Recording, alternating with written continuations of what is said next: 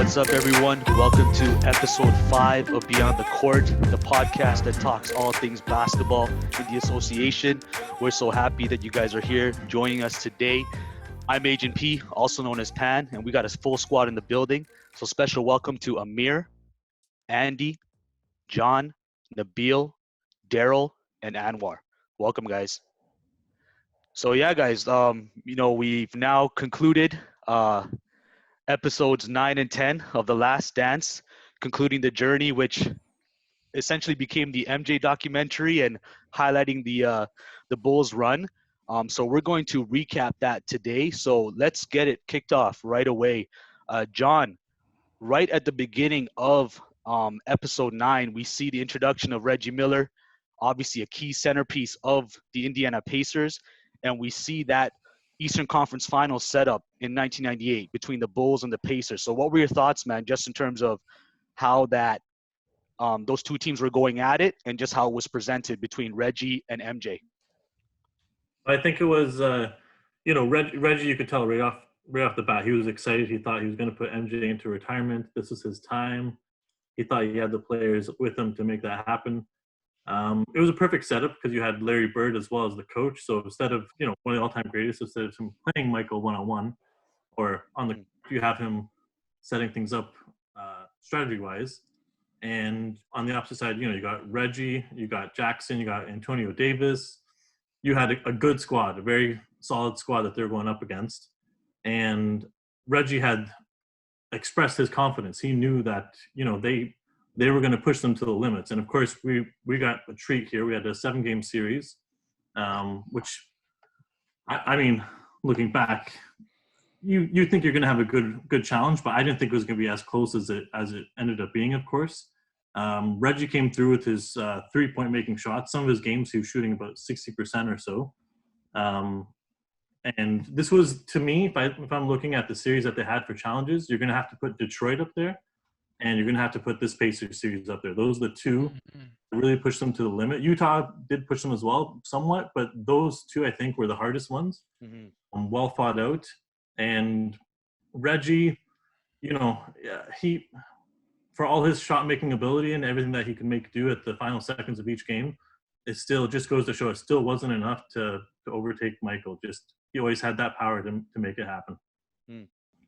Yeah, so I think my takeaway from that whole series was the fact that they had no fear going against the Bulls, specifically going against, as Reggie says, Black Jesus, right? So they had no fear. They weren't intimidated by this. They wanted to play them just because they felt that they were the better team overall. So, seeing that going to a 7-game series with just a few shots to actually win that series, that kind of flipped the whole game to the Bulls side. It was a close game, so close series, I should say. But either way, I just love the mindset of Reggie Miller going in there. I have no fear of Black Jesus. We had the better team. We wanted to win. We could have won. Like you said, it was a simple shot, a few shots that took the game away from them. So, in the whole series so far, I just felt like Reggie and maybe Isaiah Thomas as well kind of expressed they had no fear of Jordan going into a game. So, good to see that from him. Yeah, man. First of all, Reggie's a bad boy, man. Yeah. Assassin, right? And we saw that, and the whole thing about being fearless, not just when it comes to skills. I think aggression and his physicality. He choked Michael Jordan and received a punch on the face from Michael Jordan. Who else? You know what I mean? It got that. Yeah. Oh yeah, he took it. Yeah, definitely, right? And he did not back down, and that whole kind of sequence was brewing all the way from the defensive end all the way to the offensive end the whole time, right? And like, it just goes to show you that we see Michael Jordan's competitiveness, and that's obviously on display. But I think this documentary is doing a great job of highlighting all these other kind of stars that we know they're stars, but like it really kind of gives us an insight into their mentality and their drive to win as well, right? And like my takeaway from that series was, yeah, the Bulls won, but arguably one of the hardest series that they have to overcome. And just that shot where like they ran the play, he pushed Michael Jordan off, right? Like, I don't care if you're MJ. Lightly, right? That was To the clean. point where he almost fell. In this day and age, that would have been an offensive foul. Dude, that would have been flagrant, like, flagrant stop too. the game, right? MJ would have had to sell it more, bro. He would have had to flop. Like, absolutely, right? So just that whole like push off, and it was just like poetry in motion, right? You watch him all the way from under the net. He curls around, gives him the push, catch and shoot, right? Like I think all of us who are shooters can appreciate that, like just catch, turn, shoot, right? And there you have it.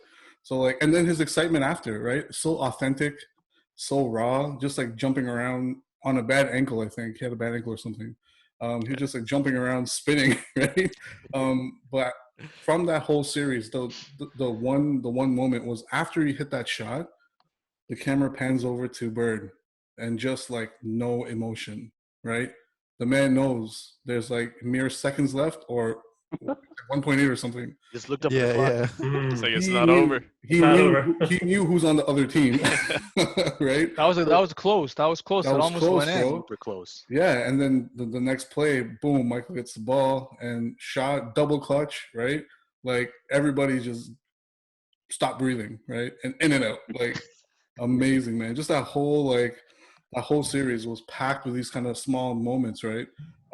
Arguably one of the like best series by far, like throughout the whole documentary, and I'll argue like in like NBA history. Yeah, I agree, man. I think for me it was definitely one of the more competitive matchups. Reggie, like you guys have said it, Reggie Miller was a hell of a competitor. Had no fear, 170 pounds, maybe soaking wet. He's looking at, like Andy said, Black Jesus in the eye, taking a punch, right? Like, and then, Who calls himself that, man? yeah, Jordan right? does. But Jordan. Like Reggie said, right? He's like, after, all that, like, he never called him Michael anymore, right? It was either Black Jesus or I forget what the other name was. Black Cat. Black Cat. That's right. Yeah. But, like that Pacers team too, right? Like, going back, that was a stacked team, right? Yeah, like, they had the Davis brothers, Mark Jackson, and then Miller, of course, right? And I think before Steph came along, like, I would say Reggie was probably the greatest shooter of all time, in my books, anyways, right? And Over Real? I would put him, like, he was up there, man. Like, those clutch moments against New York, like, all you got to remember, right? Like, this is going back, but and you hear Mike too, right? Like, he gives the Pacers their props too, right? He's like saying, arguably between Detroit, other than Detroit, the Pacers probably gave him the hardest time, right? So that's like just like a ultimate sign of respect from him. Yeah. I think when it came to like clutch shooting, before Curry, I think Miller takes the cake over Allen. That's me personally. But just watching that part in the episode, like, you felt like Reggie Miller deep down felt like they could beat the Bulls. Everyone's already said this, but that team was stacked. Rick Smits, the Davis brothers, Chris Mullin, Mark Jackson, Reggie Miller, Jalen Rose, Larry Bird as your coach. Like, that team was stacked to win. And obviously the moments, the fearless, the competitiveness. But I just think, like, I actually forgot how great of a series that actually was, and that it actually went to a game 7. It honestly made me go back and, watch videos of how good that series was, just to see that, the competitiveness, the toughness that a team, before it was the Pistons and now the Pacers gave them that edge. So just to get that out of that part, like, Miller just competitive, one of arguably the greatest shooters of all time. And I think deep down they felt like they could win that series. But unfortunately, it didn't go their way that year. Yeah. Yeah, a couple unlucky bounces and a couple lucky bounces, and it could have been different. Yeah, it was, I think you guys said it with the team was stacked because honestly, Reggie didn't even shoot that well throughout the course of the series. I think he shot like under 30% or around 30% for like most of the games, and in one game he shot like 15%. So like, but it shows his confidence because he's still taking those game-winning shots and hitting them. But yeah, like the team was able to pick up the slack even when he's not playing like amazing. And then I think in the documentary though, like after they lost the first game and then they're interviewing Jordan after that the Bulls suffered their first loss, you could just see how angry he was in his face. Even just to lose the one game, and he was like, "Yeah, whatever, man. Let's just let's just get this interview over with, and I'm gonna go smash him off next game." But I forgot that they were up 2-0. Like I had forgot that part. But I like the part where Reggie Miller came into the tunnel and Jordan was just sitting in his suit, and they just kind of shared that moment where it's like Jordan said it. You knew it was going to be a battle. Yeah, I like that. It just showed a proper respect. They knew what was coming. So yeah, you guys touched on it, man. Like I have full respect for Reggie. I think Reggie Miller is one of my favorite players. You know, in terms of just that run, that series was amazing. Like 7 games, hard fought. And you can tell the intensity watching it at that time. But even now, MJ's kind of playback of it and giving credit to the Pacers to say like, hey, this was our toughest challenge to get back to a championship in the finals and to get to the finals first of all. Like he said it as well. I mean, like aside from you guys talked about like getting through the Detroits, getting through like the physicality of the Knicks, and now coming back with this stacked Pacers team. You guys ran off all the names on that team, plus being coached by a Hall of Famer as well. But shout out to Reggie, man. Clutch. I mean, watching NBA on NBC back then, and they even had like a dedicated little montage for him to say it's Miller time. And then, like, you know, it would just go off, right? In terms of just saying like the key clutch moments.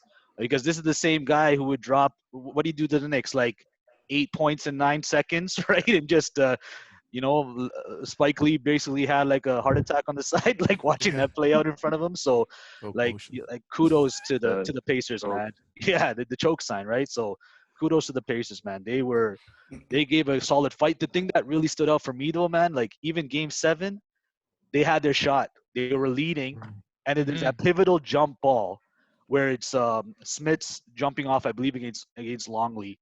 And then it's somehow like if they get that ball back, they're up 3 already. There's about like less than 5 minutes left. They get the ball back, say they score, they go up by 5.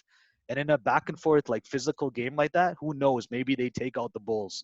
But the way that it worked out, the ball gets batted around, Pippen gets a hold of it, swings it across the court. Steve Kerr wide open, boom.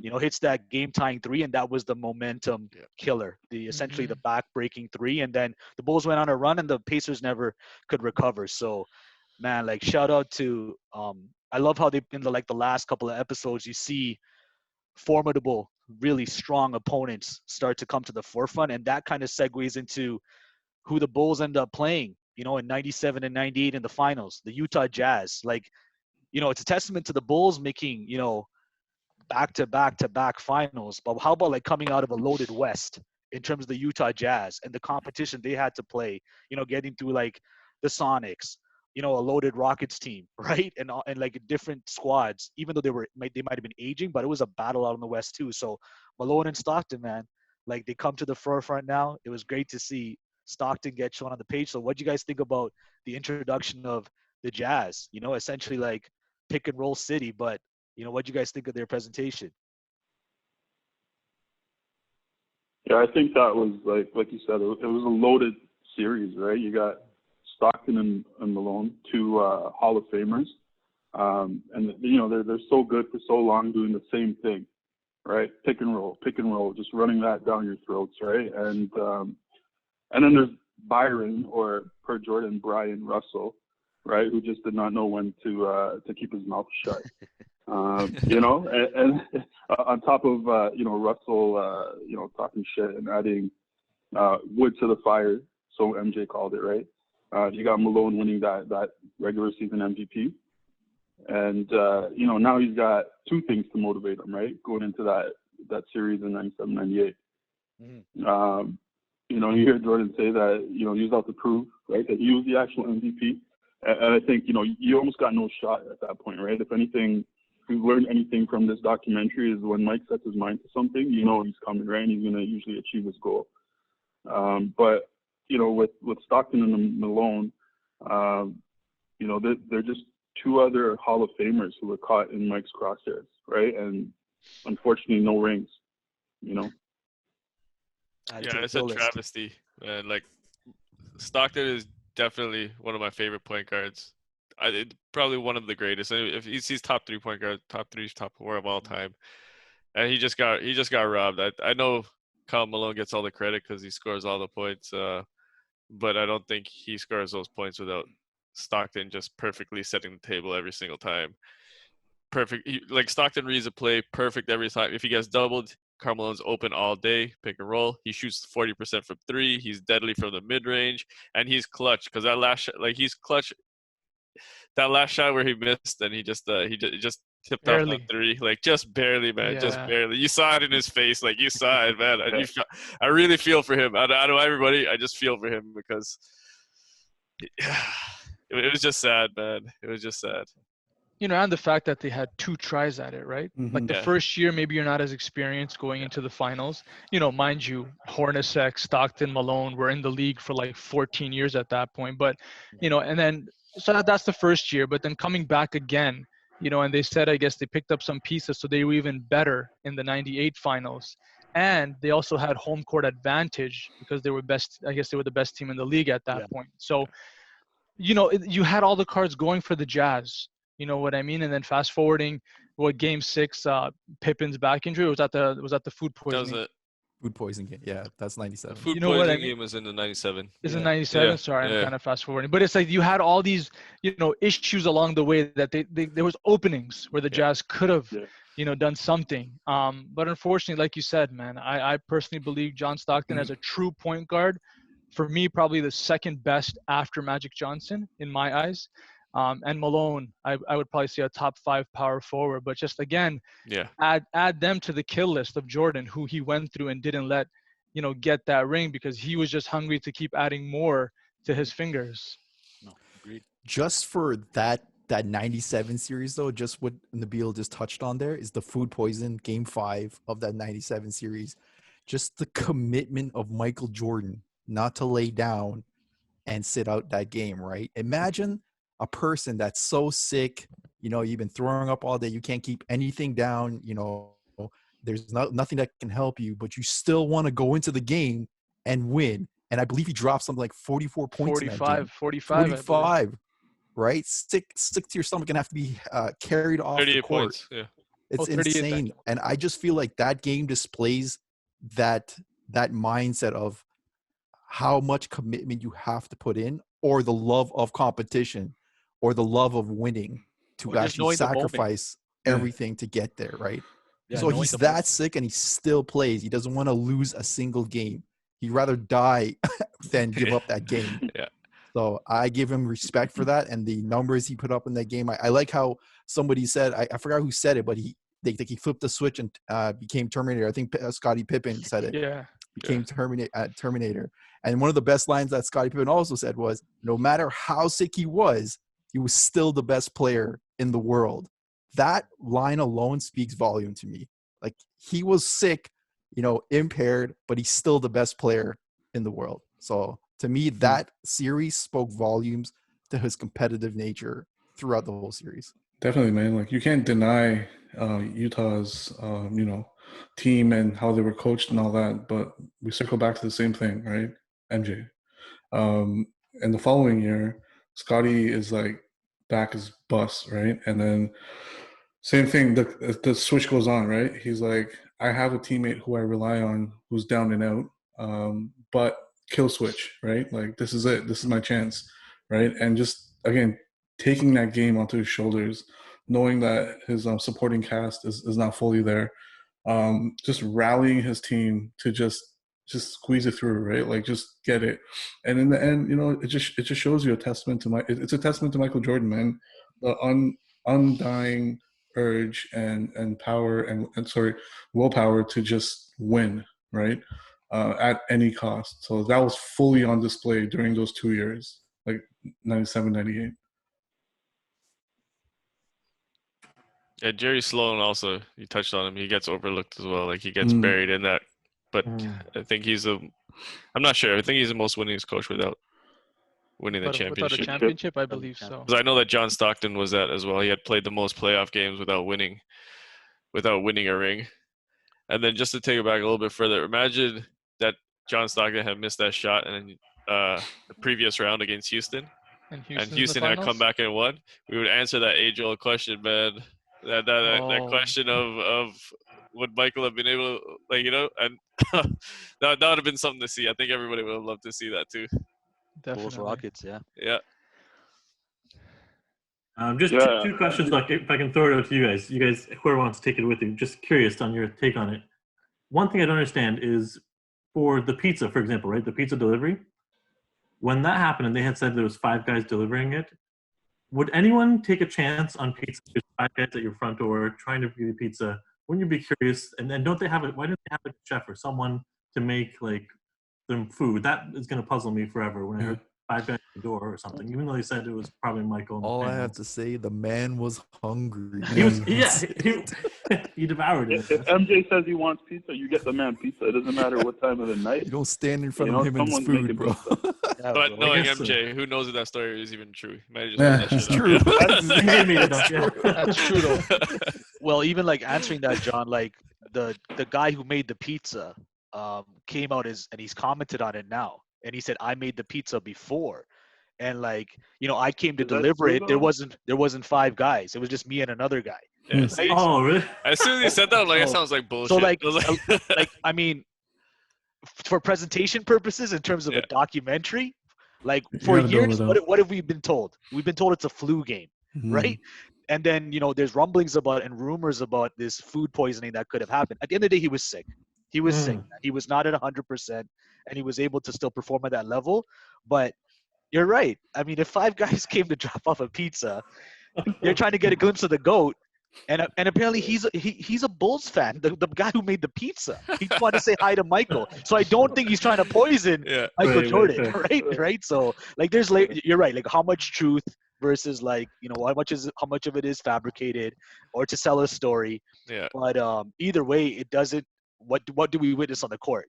Like 38 points in 44 minutes. Essentially, he came into that game just to be a decoy, but he ended up being the main focal point, because he essentially had to pick up the slack for everyone else who just didn't have it. And he sensed that it was such a pivotal game. They need to win that game to get to that championship.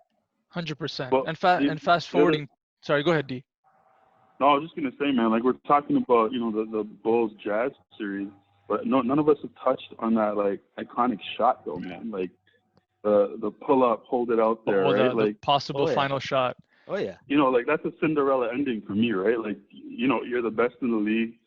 Hold it out, clutch, no time on the clock, or a couple seconds, right? But at that point, you knew it was over, right? And I think that was, like, the ultimate way to end the career. Unfortunately, he came back in Washington, but we're not going to talk about that, right? Like, for me, the MJ I'm going to remember is the MJ in Utah, right? Hitting that shot. Hey, don't hate on the Washington years. That was a business decision, man. He had to come back for still tickets, man.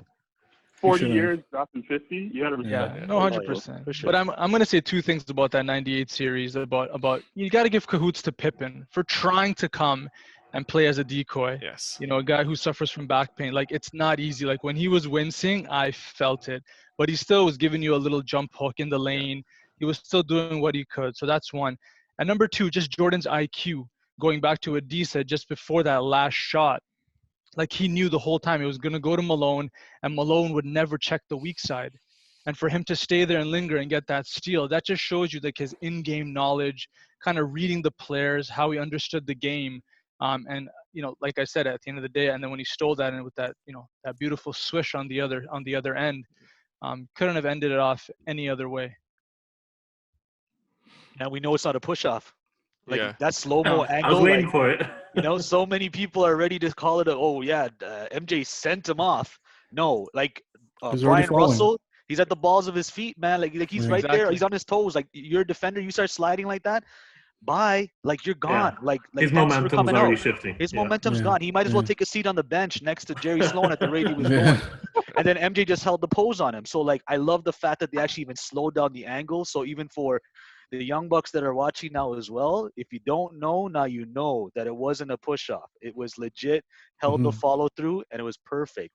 But like to D's point as well, man, just poetic justice. And even what I thought was so interesting was when MJ, when he early in his career, he had to carry the team and he had nobody. And then Pippen started to get developed, and then Phil Jackson basically, instilled the triangle offense, and it was kind of like equal opportunity. So MJ had a little more help. It's crazy how leading up to like that last shot, it was essentially Michael on his own again, dropping all the points. Pippen laboring with a broken back, trying to play through, going to the change room every 5 minutes to probably get, treatment. And little icy hat. Yeah. Little icy hat that existed, or Tiger Bomb, whatever it is, man. Whatever helps his back. But it was just such an awesome ending against a strong opponent. And Nabil touched on it too, the IQ. It's going to Malone. He's coming in for the swipe. He's taking the steal. And then MJ just knows who's guarding him. Like, you might want to send help. Like, Brian Russell, you're on an island, man. Like, that's right. Yeah. And that was it, bro. Yeah, I was wondering why they didn't double. Get the ball out. But like, even to bring it back to the flu game for a second, like, I always wondered how he was only sick for the one game, because I've had the flu before, and it's not like a one-night thing, bro. Like, it's like a 2 weeks that you're out. But I guess you were saying it was food poisoning. It wasn't a flu, though. It was food poisoning, right? It was food, right? Yeah. I'm just saying, I always wondered that. I'm like, we've all had the flu before. It's not like a one-day thing, and you're back to like, Yeah. It just took 22 years for us to actually really understand that it's not flu, it's the food poisoning. Yeah. Right? Yeah. No, I think it was just a fitting end, and just to take out the Jazz. I found it crazy though. Like, we talked about Jerry Sloan, but the way they even presented Jerry Sloan, it like just in some of his posts, he was just kind of like the most lost person ever. And I think that was the documentary, the way they presented it, just like it's like, oh, that one game where they lost by like 42 points. He's like, oh, did we really lose by that much? He's like, and then it's just like, oh, after the food poisoning game, oh, was he actually sick? Like, is there something that I didn't know? And I'm like, come on, man, like come on, you can't do Jerry Sloan dirty. You think that was like a pop kind of humor? I'm telling you, I probably like a sly, dry humor. So. Yeah, I said it from get-go. Like, just seeing remembering Jerry Sloan, how he was, he reminds me how Pop is current day. Like, that attitude, that sarcasm all the time. So it's just funny seeing those answers that he was giving was just hilarious. Yeah. But I think what was interesting though, like, they were going back and forth, segueing between the Bulls run, winning the championship now, and then even holding the pose, like D said, in terms of just the kind of final, shot that you see of Michael Jordan holding the pose and saying like, hey, this is the champion, this is number 6.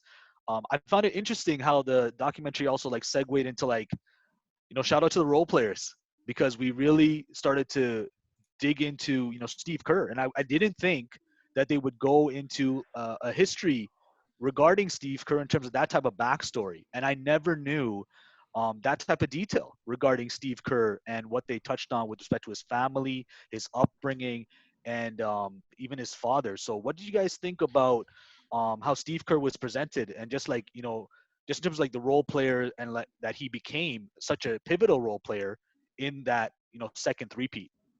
Yeah, I mean, it's like with Steve Kerr, if you look at him now, a lot of things make sense, right? The way he operates now, obviously being on a team with Michael Jordan will do something to you, right? But then learning about his family, right?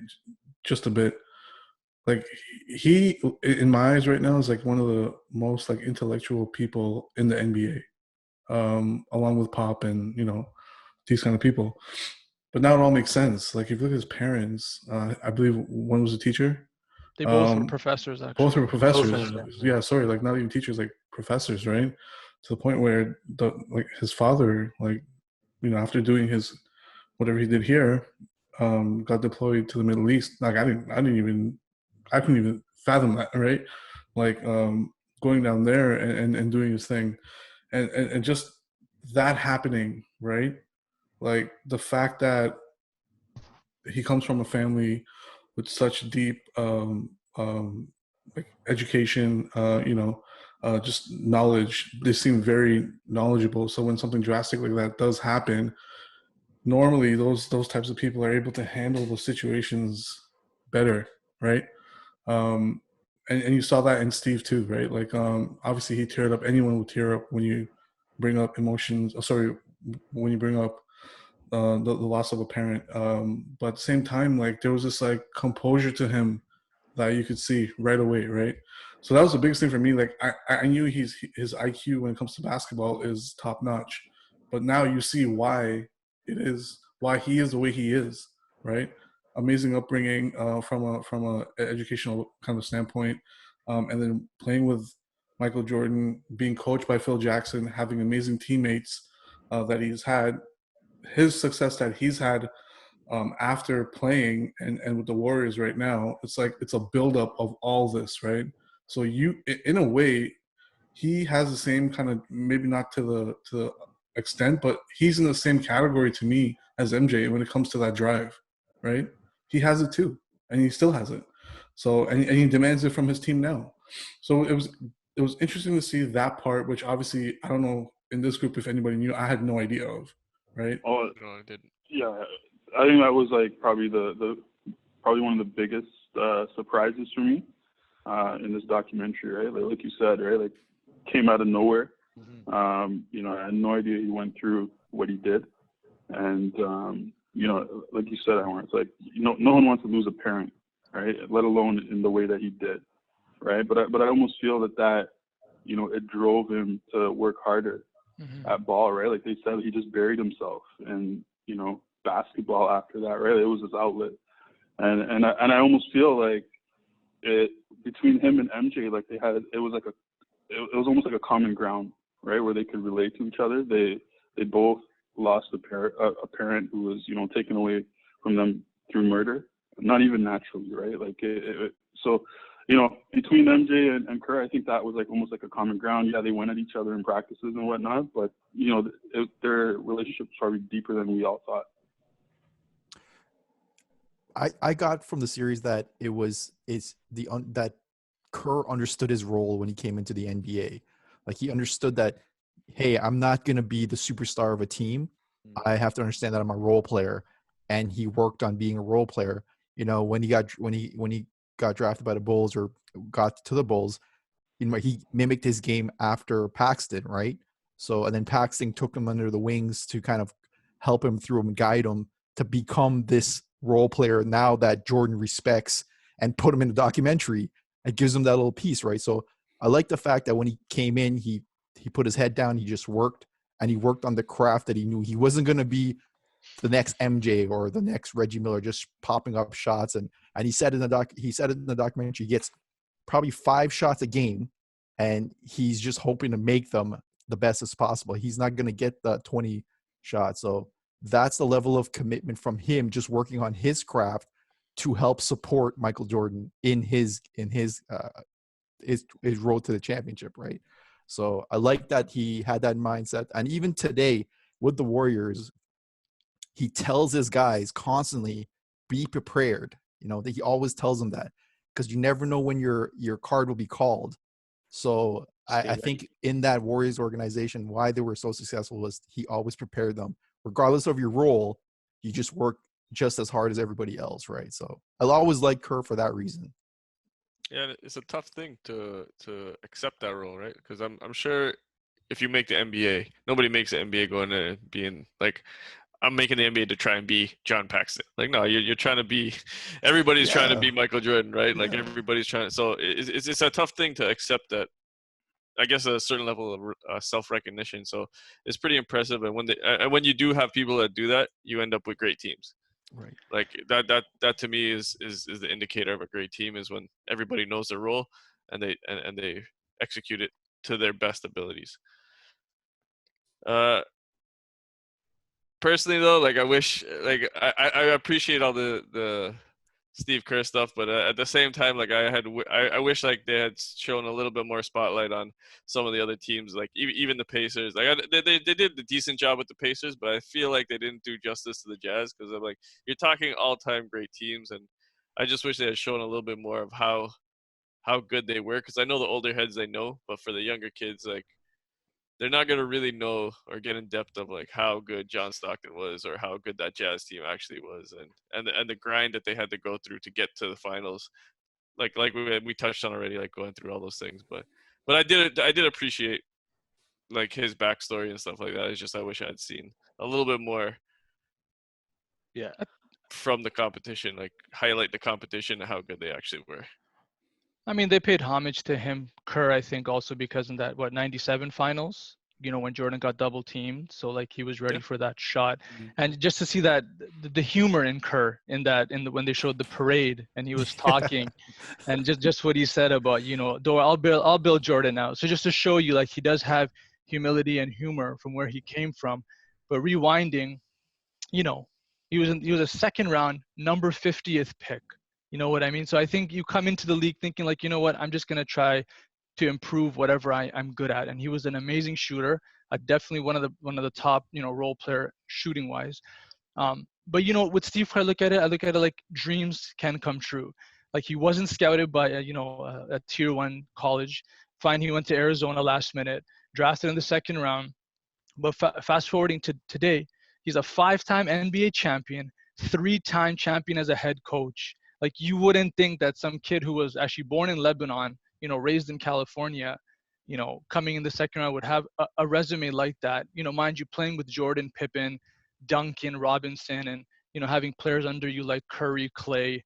It does help, but at the same time, it shows like his work ethic, and he understood his role right from the beginning to where he is today.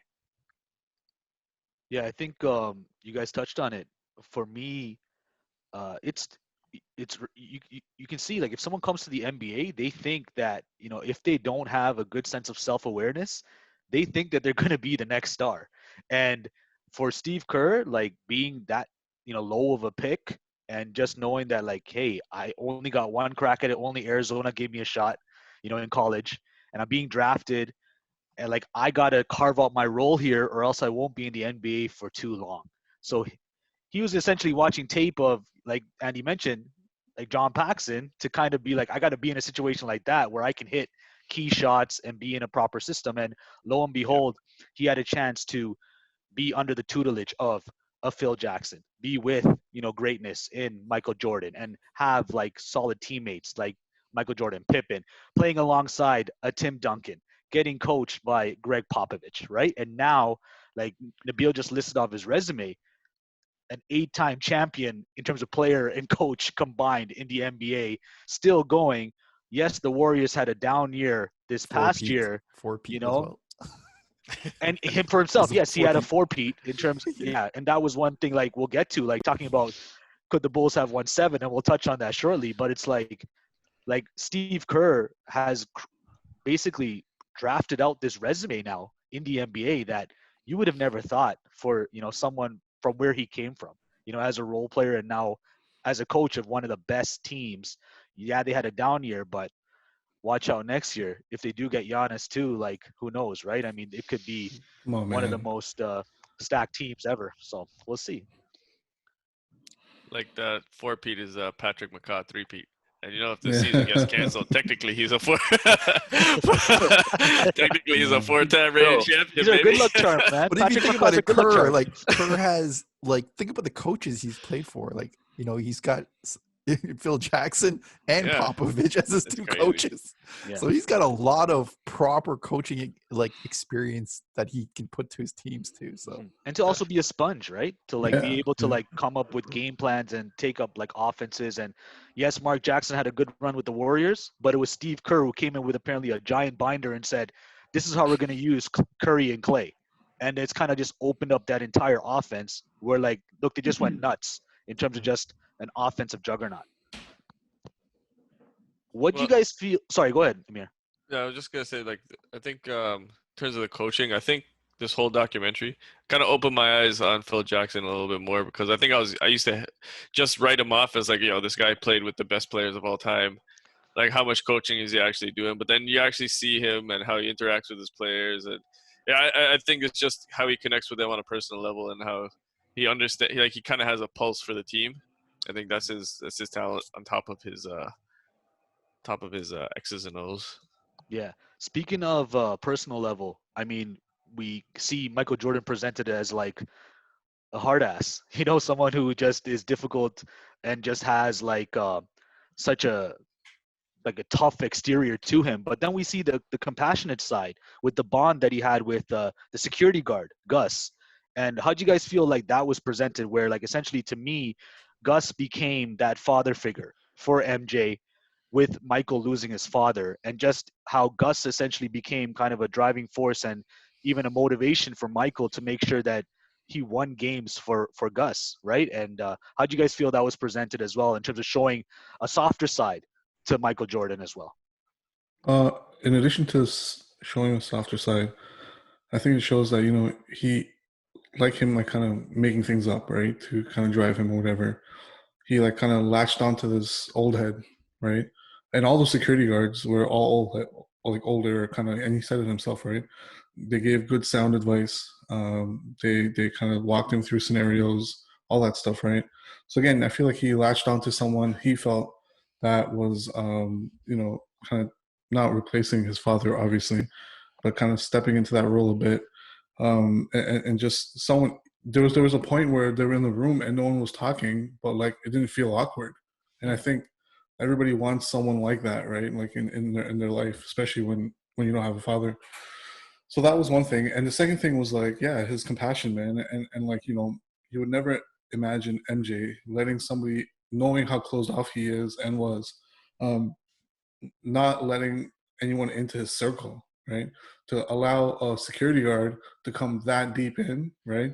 Shows like his compassion, empathy, all that stuff, especially when that same security guard got sick, right? How how rattled he was, and then when he came back, how moved he was, right? So I think again, it opens up a whole new door. We're seeing a dual side to him now, where it's like if you're in that inner circle, like you get to see these kind of nuances of MJ that you wouldn't normally see as a fan or as a TV broadcaster, a player, a coach, or whatever, right? So like it's really him picking and choosing who he wants to let inside this inner circle. I like the fact that not only was Gus like there from prior to his championship, I think Gus was with him when he broke his feet the first time, like when he was injured. So he's been there for a while. And I feel like Gus took him on more as a son because he was really young back then. And just, I think they mentioned in the documentary that nobody gets through to Jordan. They have to go through Gus. Mm-hmm. That's the rule. Doesn't matter who you are, you have to go through that. So you look at it from a protector's point of view. You kind of see him almost as Anwar mentioned as a father figure, but at the same time, he is that window into Jordan as well, right? Where he's kind of Jordan's in his room and you have to go through Gus every single time. So I like the fact that Gus has been there and Gus is just filtering all the garbage that's coming towards Jordan constantly. So, and then just coming back to how Jordan kind of reacted to the whole cancer situation. I thought it was very touching. Just, he's like Anwar said, he's a very hard guy. He doesn't show that much emotions outside of the game as well. He doesn't kind of show any weaknesses, but I think the part where Gus's wife said he was at the hospital like all the time, he was at their house, that speaks on how he actually cares about a human being that's close to him. So, it's great to see that kind of soft spot from Jordan kind of breaks that whole armored exterior of his. So glad to see it.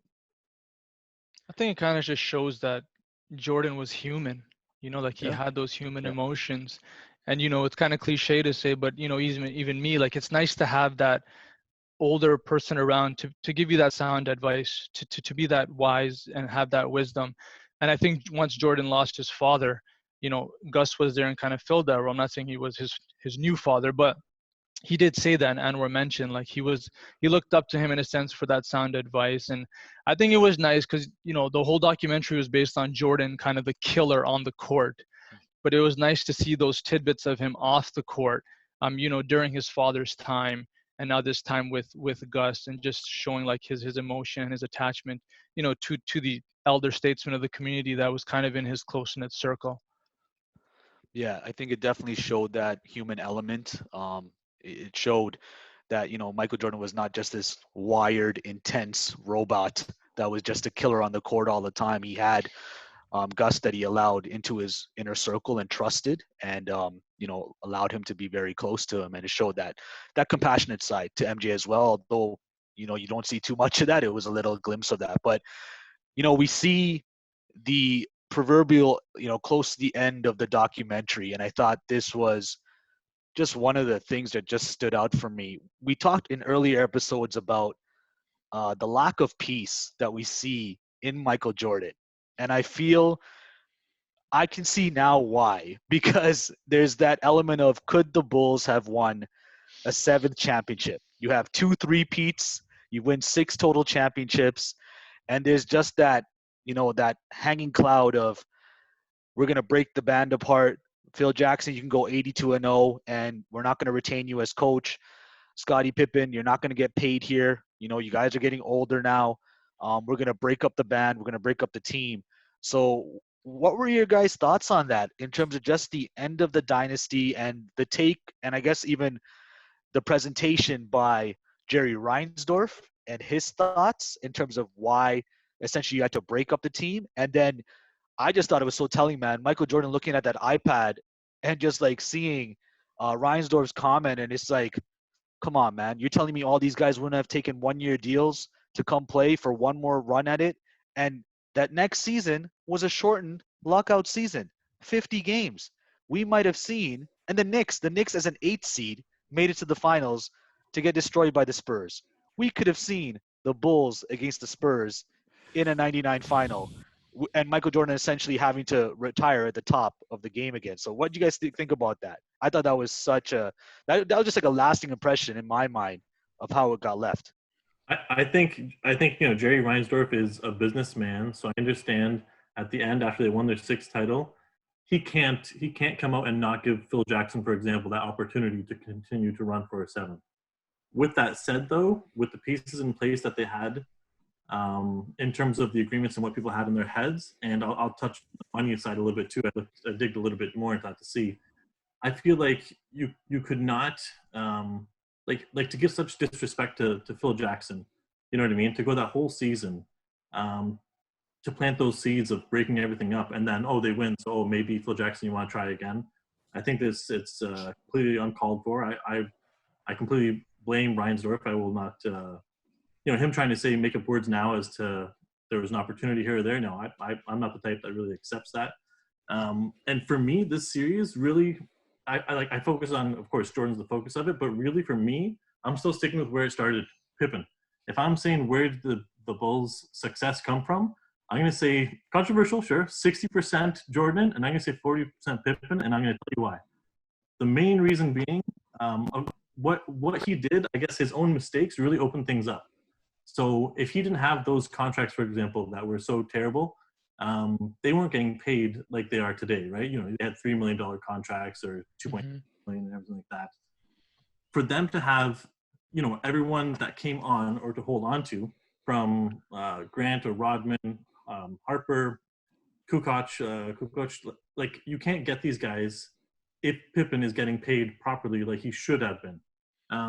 The payroll for them went from $61 million down to $28 million afterwards, like after they broke things up. And of that, $30 million was MJ alone, and Pippen had $2.75 million. Like, come on. Like, travesty. If we're gonna yeah, complete robbery. So if we're gonna give credit where it's due, I think it has to go to MJ and all the players, but Pippen for really contributing way above of really paid for. To me, that's what this series has really opened my eyes. Like, I feel like we should have a Pippen series next and just like cover him for everything he did. I'm blown away. I think that Reinsdorf comment at the end there was just a kind of a show, kind of trying to deflect the blame away from him, essentially, that it wasn't his fault that team broke up, essentially. You know, everybody focused on Jerry Krause at the beginning because, he wanted to break up the Bulls. But come on, you're the owner. You have all the power. You could have simply bypassed the general manager easily to keep it. And all you want to say at the end of it, oh yeah, I offered Phil Jackson the job, but he turned it down. That's all he wanted to say. But Phil Jackson had a point saying that, why would I re-sign when I know you're going to rebuild the team and get rid of these all guys? And just coming back to the seven championship, I feel like they would have won if they kept the roster, but they couldn't. All those guys were at the pinnacle of their kind of careers, and they wanted to get paid. They've played with $2 million, $1 million contracts, $3 million. They wanted to get paid, and there was no way that one guy, although Jordan says otherwise, that they would take a 1 year, like $1 million contract to come back and win a 7 championship, because the 7 championship in their like salaries doesn't mean anything. It doesn't give them an extra couple of $1 million. It adds to Jordan's legacy, but it doesn't do anything for those other guys. So, yes, if the team could have stayed together financially without having any financial burdens or anything, sure, they would have won. I felt they would have won, but I don't think if given the opportunity, those guys would have signed a 1 year deal. Yeah, I don't know, man. Maybe, right? Like, you have to also think about like communication here. Like Jordan hearing that for the first time now, it's like, come on, man. Like, really? Like, you could have had a team meeting after you won. You're coming off a championship. I'm sure they had team meetings. Why could you not, as a team, discuss that, dude? Like we won 3 in a row for the second time. Now let's do something else for the last time, right? Let's win 4. Like, I think it boils down to communication. And Krause, to be honest, like I know he's been kind of portrayed as, not the best person here, but in the end, he did his job. Like, apart from like whatever he did what a GM is supposed to do, right? When it comes to the owner, this is your team, right? This is your baby in a way.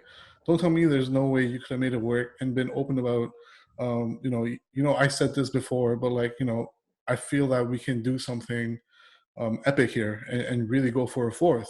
Like, the fact that Jordan's hearing that now just shows you how dysfunctional the communication was, right? He was the best player. And and he didn't know that? Like, come on, man. Right? So, like, it's just the lack of communication, I feel, was a huge factor here. Apart from the salaries and all that, John, you made great points, right? But, like, I feel like if this was known back then, if not all, the majority of those players would have come back for 1 year. Yeah, I think like the saddest part for me is it didn't end because they got old or they got beat by a better team. It just ended because the management was so trash, right, and greedy. Unfortunately, 98 was the last dance per se, but it didn't have to be, right? And 1,000%, I believe like they definitely would have won 7. I think. I know Andy, mentioned the salaries, but I think it all comes down to like what's more important to you, right? As a competitor, is money the important thing or winning, right? Like, you're remembered to be as being a winner, and I just think like I feel like I was robbed, I feel like we could have seen another year of Jordan winning that 7th ring, right? I just feel robbed. I think going to JV's point to start this conversation, I mean, Jordan does say that he doesn't win 6 chips without Scottie Pippen. So Scottie Pippen gets his due from there. The second thing I gathered towards that end of this documentary is just being pissed. Like Dee was trying to, I guess, allude to, was they didn't end on their terms. Yeah. Like, it was from Krause, and, in a last minute, effort by Reinsdorf to possibly bring back Phil Jackson. But I personally feel that if they did get 1 year contracts to come back for the 99 season, I think they would have done it to have the opportunity of a possible 4-peat. But I think the biggest thing would be like, we're doing this on our terms. Like, we're not being forced out. And, I don't think 4-peats, has anyone done that before? I'm not sure, but to be etched in history in that sense. So I think that was the biggest thing. Like, just seeing that last segment, like, as a fan, like, pissed me off. Yeah. And finding out what happened the following year, like with the Knicks as an 8 seed. Yeah. Like, come on, man. Like, although Jordan well. and Pip and these guys were getting older, like, come on, you're trying to tell me they wouldn't have gone to the last dance again? If MJ says they're gonna win, bro, like they're gonna win, right? Like. Well, there was that quote he said, learned. right? There was a quote he said, they can't win until we quit. Mm-hmm. That's what he said. After they won their 6th, and literally that's what happened. They got broken up, and then the Spurs won the year after.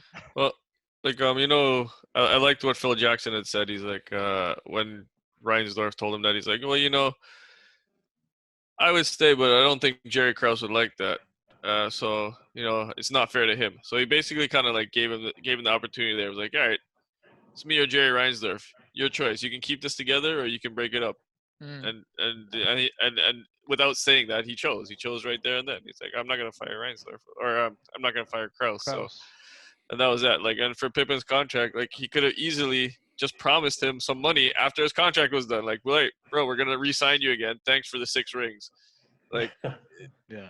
I think at that point it soured too many relationships. Like at that point, it soured Pippen, and I for sure Phil Jackson was always at the gunpoint the whole time as well, right? Yeah. But I'm saying though, like if Phil Jackson and Jordan, like the head of this 2-headed snake, came to you and you're like, let's do one more time on our terms, I'm sure they would have been like, okay, let's do this. Let's. Yeah, and I know the money Scotty sat out. Scotty took his surgery at the beginning of that season in kind of a rebellious way to kind of give the finger to the team, right? He didn't care if Jordan and Phil Jackson was there. So I think right there, Scotty already checked out and he wanted to just get his money now.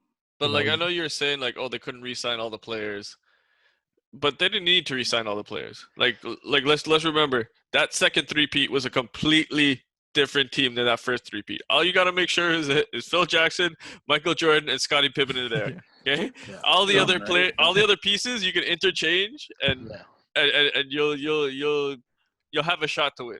Yeah, cheap contracts for everyone else. Oh, for sure, man. I think they would have done it. But I want to say one last thing. Personally, for me, like this whole documentary really opened my eyes, and I'm sure AK was Phil Jackson. Yeah, that guy was just an amazing coach, and especially towards the end, their final meeting, where he brings like that can into the meeting and tells all his players, write something personal, where Jordan writes some sort of a poem, turns the lights off, and lights the can and the paper in there. Like I don't know, he just had this, I guess the Zen Master, the nickname, like just to think like that. I don't know, just made me really open my eyes, and I'm like, I was with AK too. Initially, I thought this guy's with Jordan, Pippen, Kobe, Shaq, and then Kobe at the end with Gasol. This guy is just gifted with amazing players. But really and truly, man, you gotta pay homage. He is amazing. He is amazing. Nah, he 150%, man. This documentary really opened my eyes on Phil Jackson and what he did. I'm with you guys. I think so many like things that we're going to talk about, like last and final thoughts on The Last Dance. But just to tie off what you guys just said, I feel the Bulls could have gone for 7, could have gone for the 4-peat. I do agree though, there was so much friction going into that last year where it wasn't kind of a peaceful segue to go into a 4-peat. There was the element of Krause telling Phil Jackson that you can go 82-0. So there's already friction between the GM and the coach. Krause already recruiting Tim Floyd to be the next, successor to Phil Jackson. You got Pippen's contract that hasn't been addressed for years. Yes, Pippen signed that long-term contract, but then, he ended up getting his money with Houston, right? He ended up getting 5 years, $60 million with Houston, and he finally got paid. So that was big for him, but he didn't get a chance to get paid by the Bulls. And I actually came across Jerry Krause's memoir. Obviously, he's not here to speak to a lot of stuff that's being discussed in the documentary. So when you look at Krause, yes, he's being portrayed as the ultimate villain. Like, this guy was the thorn in the side of the dynasty.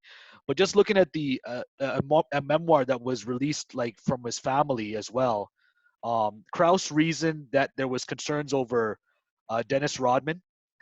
And we'll talk about Rodman in terms of just only Phil Jackson could rein in Dennis Rodman and understand him, and we saw that play out in terms of allowing Dennis to go to Vegas, and even accepting the fact that Rodman would go to wrestling and wrestle Hulk Hogan and then during the finals and then come back as well. That was dope. That was cool. He made $250,000, man, just off of that one day thing.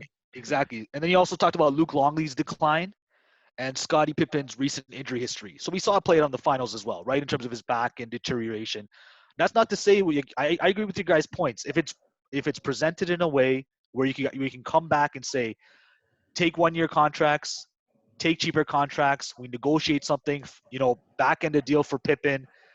What's to say that you can't bring everyone back? But I think the fact that Phil Jackson felt disrespected as well by Jerry Krause, like the GM doesn't even want me here. So why would I want to stay? I'm a winning coach. I should be respected as well. So Phil Jackson, if there's no Phil Jackson, there's no Michael Jordan.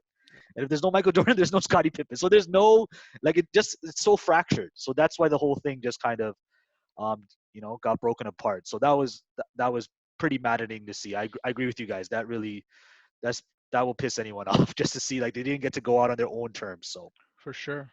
And you could give them the edge. You can say that they'd be the favorites to win, but I wouldn't just say they would have won. Like that's kind of I don't like doing that just because like you're disrespecting the Spurs at the same time by doing that. But New York Knicks went to the NBA Finals. No, I'm not saying that they wouldn't have gone back to the finals, but I'm not. You're not saying like for sure they would have won. Like I don't know, man. Like that Knicks, that Spurs team was nice as well. Well, it would have been a good matchup. They did have Steve Kerr. It would have been a good matchup, but that's a young Spurs team. Like they're not seasoned into their own dynasty, right? Like they're seasoned. Yeah. I know, but in terms of going to the finals, but Robinson did lose quite a bit to Jordan. But feeling the finals, right? Like actually being in the finals. And Kerr would have been on the Bulls though, so take that away from the Spurs, right? Yeah, but then the Spurs, they'll just have another shooter there. It's all ifs, man. It's all ifs. Yeah. And the Bulls would have been the favorite. Let's be real. I said that they'd be the favorite, but I don't like just to say that just to write off the Spurs like that. Michael Jordan against a young Tim Duncan. I'll take my chances with MJ. So okay, I'll give you Spurs. We'll lose in 6. Okay, I'll give you 2 games. Yeah, I can see that. I can see that. Are you happy there? The Spurs would have given them 2. Okay. So then what happens? Does MJ come back for 8? No, I think when does it end, bro? That's when Kobe. Exactly. That's when Kobe and Shaq take off, right? So it's like now you're getting to the tail end of the 90s, 2000s, right? So one more year and that would have been definitely the end of it. 110%. So just just to go around the table, guys, what were just kind of like some final thoughts on Last Dance? Even maybe a sentence or a couple of words that just stood out for you guys in terms of the Last Dance. 2 thoughts for me was I hope the younger generation, obviously we kind of lived through the kind of the end of Jordan, getting into the Kobe Bryant kind of era. And then now you have like the LeBrons and Steph Curry, James Harden, just for this youth of our age right now, just looking at the body of work that it goes in to being great, the sacrifices you have to give up or things you have to give up just to work on your craft to be great. And then the mindset of Jordan, the win at all costs, right?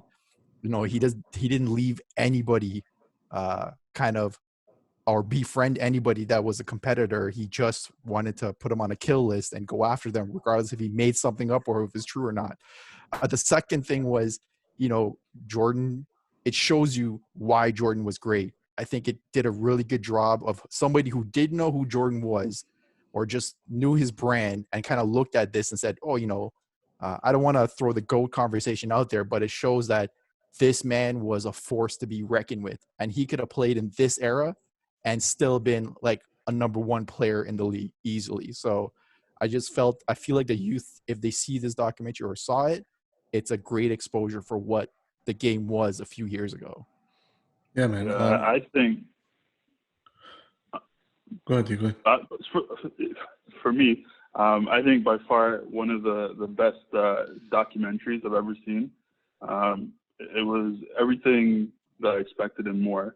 Being a diehard MJ fan, it held my interest for like 5 weeks. Right, to think that we spent 10 hours watching a documentary on Michael Jordan. A lot of people might think, oh, this is too much, right? But it held my interest. I learned things that I did not know.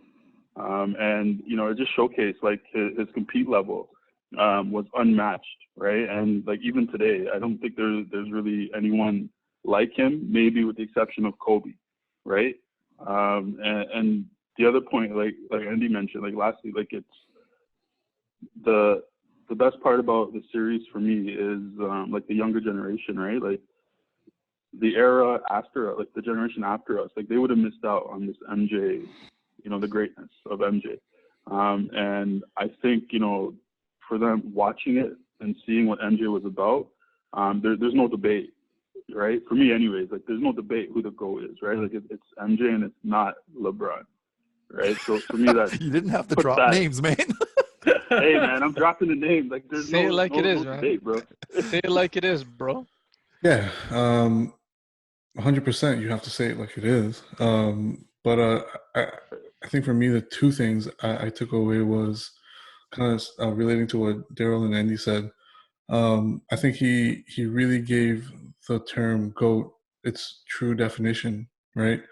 I think in an era where people are self-proclaiming themselves as the GOAT versus him just having a body of work, just being himself, right, throughout his whole career, and not saying that, you know, I'm the greatest. Yes, that was his drive. Internally, he wanted to be the best, but he never said it like that. He just put it into action, right?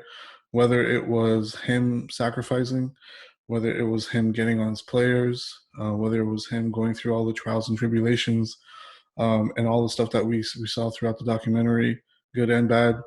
The fact that he shows us that you can make it through all this, right, and still come out on top. That right there is like the definition to me of what being a GOAT is, right? Like, yes, all the 6 chips, all that, all the awards, all the accolades help, but just a mentality of like, you know, always striving to be the best version of yourself, right? And who else said that? Kobe, right? So like, I think those two, I would agree with Andy and Daryl, where to me, yes, Kobe would be the closest to MJ. After that, I'm sure we'll have episodes about that. But the second thing, which my takeaway was that apart from Jordan, and he said this in his Hall of Fame speech, it wasn't just him, right? Like, you know, and again, this is a testament to him being the GOAT, right? It wasn't just him always. It was always like people around him, his supporting cast. And I think the documentary did a really good job of highlighting those individuals as well, from Rodman, Pippen, Phil, to even some of the second and third tier cast, right? So Steve Kerr, who was, to me, is like probably first. It did a great job of highlighting those guys as well, right? To really show that, yes, it took MJ to really propel the Bulls and the organization. Think about when he came in and he said it himself, I want to make the Bulls a respectable organization, right? But it was just not him. It was the supporting cast that he got them to buy into his system, right? And was able to propel the whole organization into this kind of dynasty discussion, right? So yeah, man, those are the two big takeaways for me. And apart from that, just the overall, like, you know, the kind of footage, the film, the way it was produced, the photography, the music, all that stuff, right? From a creative perspective, like, I think it was pieced together really well. And I think they showed the right emotion at the right time, and they held back emotion when they really kind of needed to. So yeah, I mean, overall, it was everything that I expected, and to be honest, more. Yeah, for me, it was great. Like, I just loved seeing from the beginning to end his career. I like how they switched from '98 and then they would rewind and show you and just keep switching like that. I watched the Come Fly With Me back in the day. I think it was yours, Daryl. I think you lent it to me. Yeah.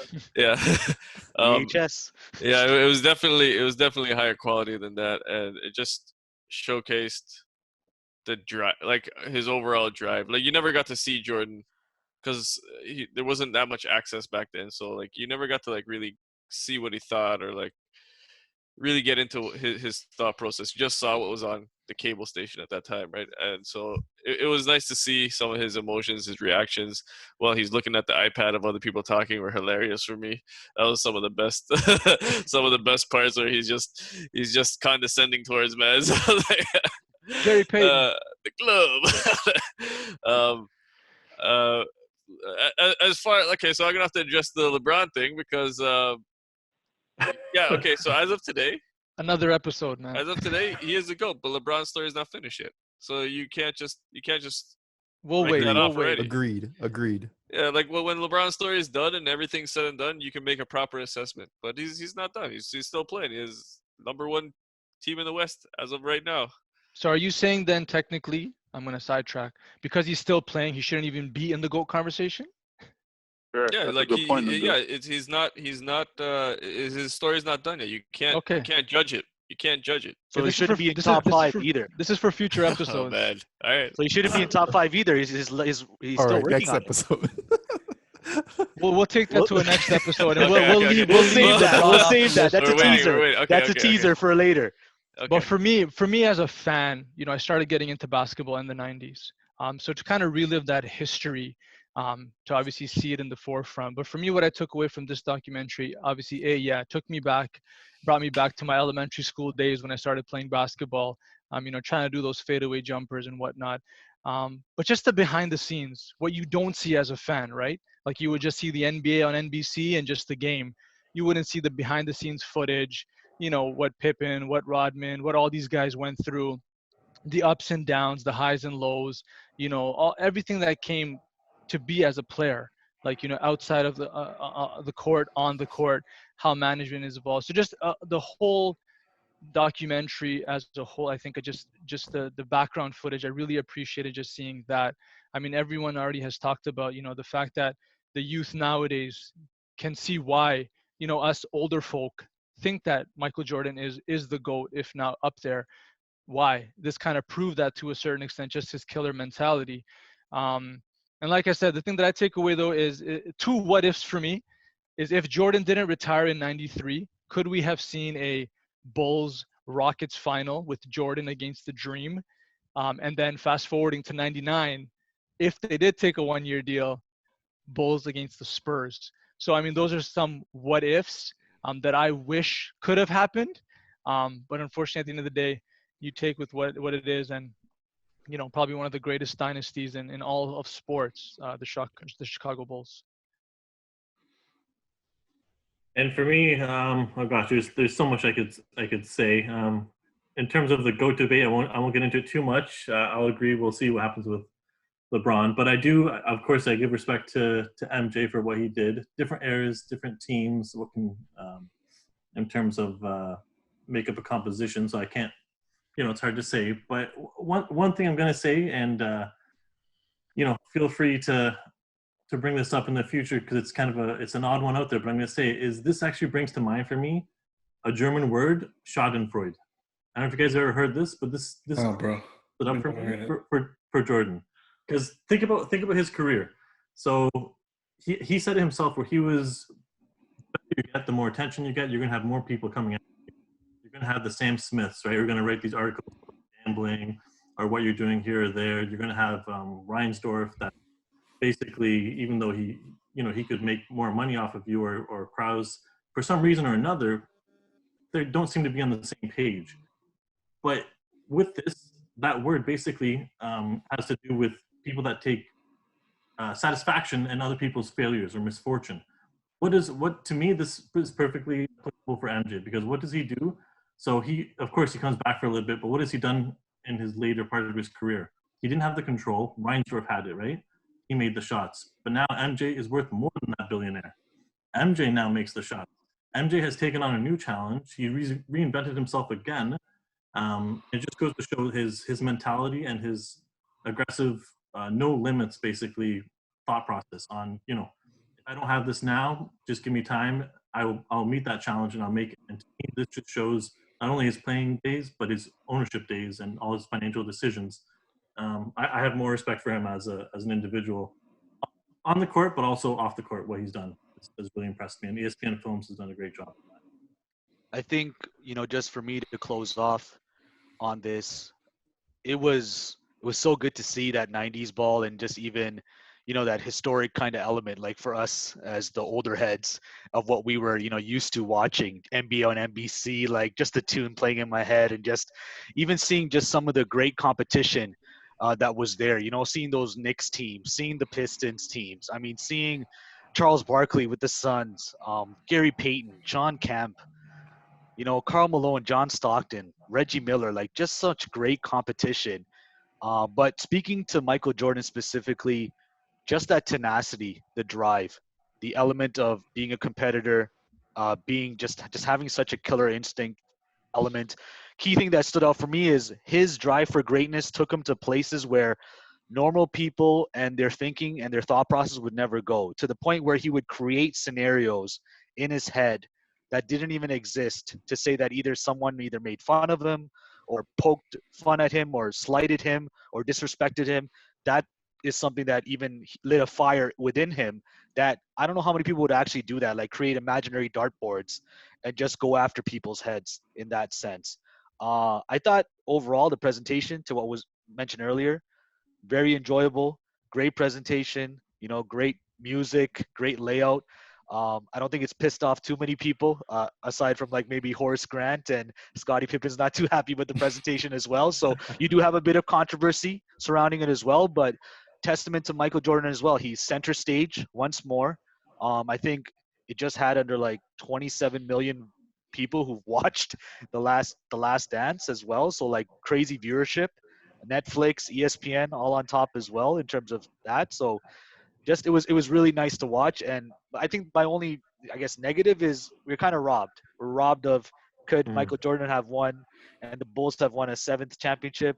And to Nabil's point, did we miss out on some great finals matchups potentially if MJ didn't go to baseball and if MJ didn't retire again between Bulls Rockets and Bulls Spurs? So that was big for me as well.